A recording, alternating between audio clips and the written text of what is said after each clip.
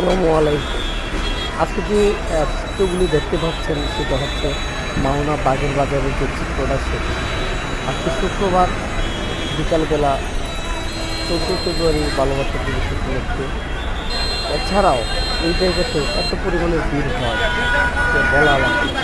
যে গাজীপুর চৌরাস্তায় এত পরিমাণের ভিড় হয়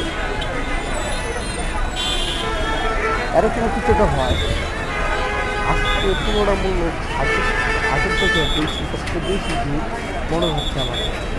দূর দূরান্ত থেকে মানুষ আসছিল সাঁতারি পার্ক দেখার জন্য। বঙ্গবন্ধু সাঁতারি পার্ক সেটাও কিন্তু শুক্রবার হিসেবে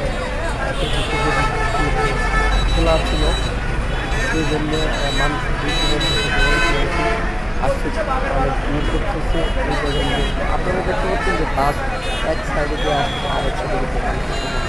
এই পাশে দেখা যাচ্ছে যে ট্রাফিক নিয়ন্ত্রণ আছে, এখানকার কোনো মানুষ